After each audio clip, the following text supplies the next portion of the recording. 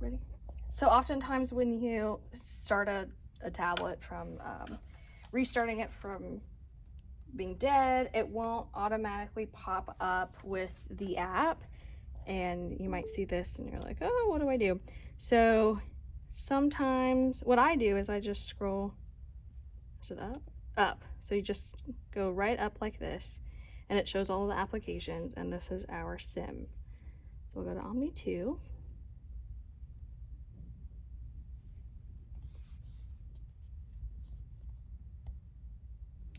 And we'll wait for this to try to turn yellow where it says trying to reconnect or something. Reconnecting. And then I'll go over to my mannequin.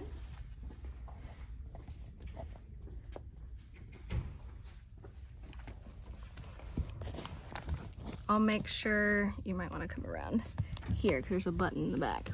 So you make sure that they're plugged in. And then if you guys, I might have to unplug it. Okay. See, there's this button right here. Perfect. So plug her back in. And then I press that button once, and then it should connect. So you want to see the yellow connecting light before you push that button. Perfect. So now it says it's connected to 375, which if I want to confirm it's this mannequin, I can look at the serial number here, 375. But she started breathing, so I know, hey, she's connected. The laptop and the tablets have all the same simulations loaded onto them, or all the same scenarios. So if you go to scenario, we have all of these here.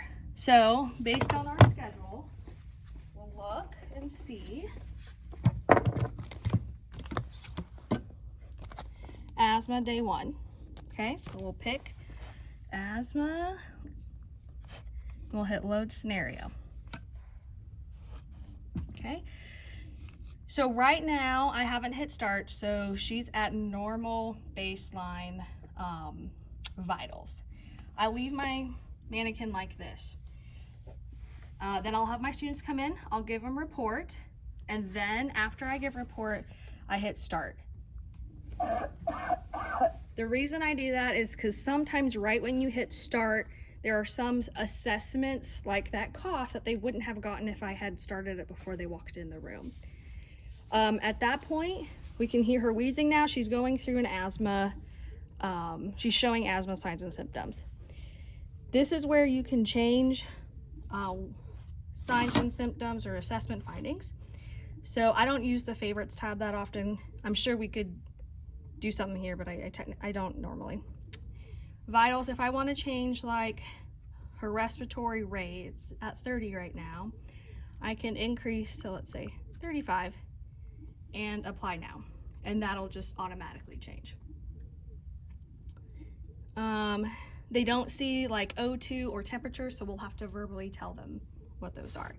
So this is what I do. I'll have my scenario.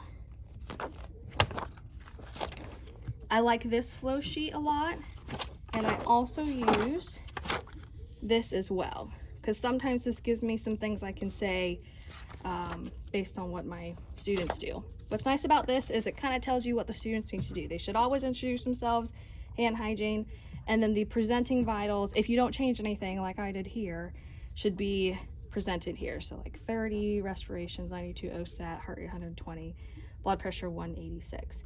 I will say the blood pressure can be off by about 20 on both ends, but it's usually pretty accurate when I've tried it. But I've had it set at like 135, and I checked and it was more like 120. So be that as it may, the heart rate is usually on point, so you can know if your students are doing it right or not. And then the respirations, they should be able to count. They can hear crackles and stuff in the lungs if we change that here, like crackles. They should be able to hear crackles if they go and listen on that right lung. They should be able to have bowel sounds, hyperactive. They should feel pulses here. I don't know if there's pedal pulses. And so let's say they come in and my patient is here wheezing and my students do not understand that they need to have albuterol. They don't look at their orders, or they don't think to give them oxygen or albuterol. I follow the condition worsens and change things based on the worsen. If they do the right thing, they give them albuterol, then I'll go to the condition improves and change things based on here. So let's say they didn't give her buterol, heart rate goes up another 10 points. So I'll click there, go up to 10. And I do this while they're assessing and talking and stuff. Biphasic stridor, I don't ever think I've done that one.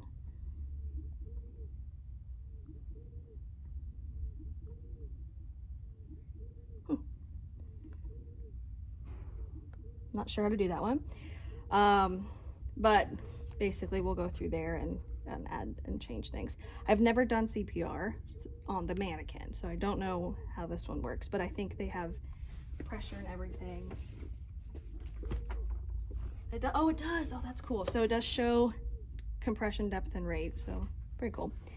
Blood pressure, this will show you where it's set and where the student should hear the first sound and the last sound. I will say, when they come over here, they want to put their stethoscope right here. And I don't know why. Maybe it's a landmark and they think that, you know, they need to put it there. I can't hear the blood pressure here, but I can hear it right here, right in the crack of the elbow here. So always make sure that they're putting their stethoscope here.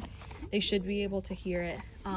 It just sounds very different. It sounds very mechanical. It doesn't sound like a normal blood pressure. So let's say I want to change it, the blood pressure. So I go back to vitals. And then I think, is it cardiac? Here, circulation. Let's say 165 over 113. If I go back to blood pressure, it'll change. It was down here at 120 and now it changed up to 160 something. So it'll show you what the mannequin is going to sound like.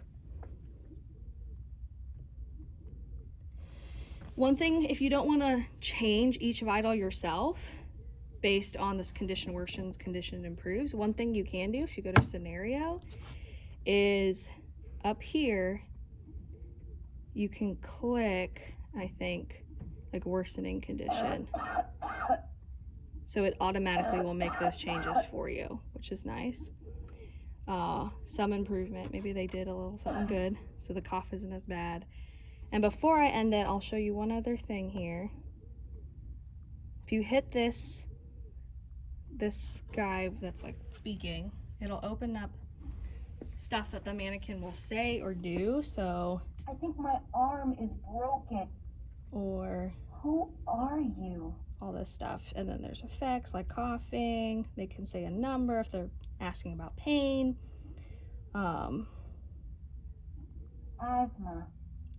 So that's something fun that you can use.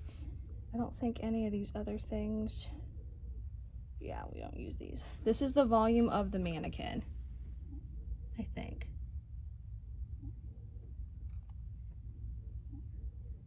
Oh no, this is the volume of the voice. I think my arm is broken. There is a volume for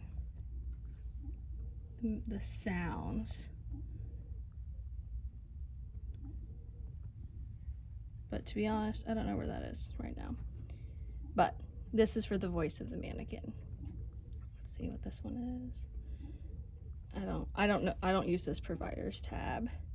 And then this is a log just of everything that you've clicked since the beginning of the scenario, if you want to go back and look at that.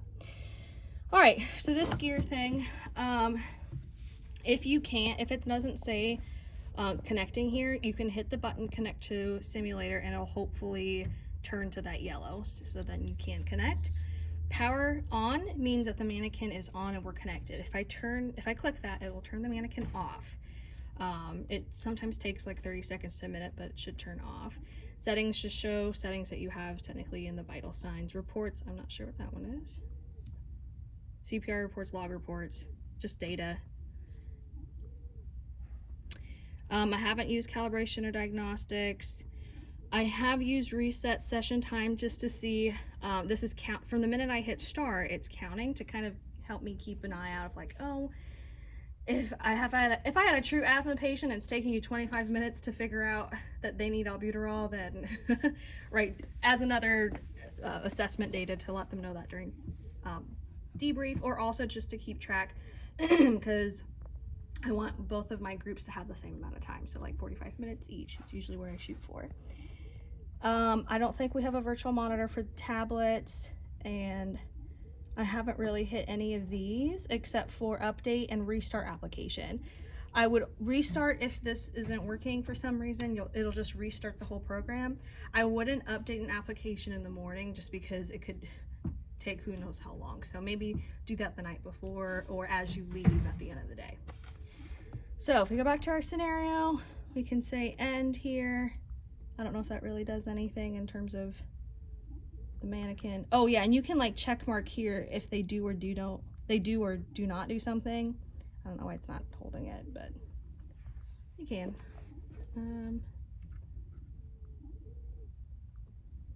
So I'll just tell them when I say they're done, I'll just say, okay, simulation is done. Then I have them go sit over on those tables and we'll debrief right away just so that we don't forget anything. And then you can hit reset for your next group. And then again, it's at 00.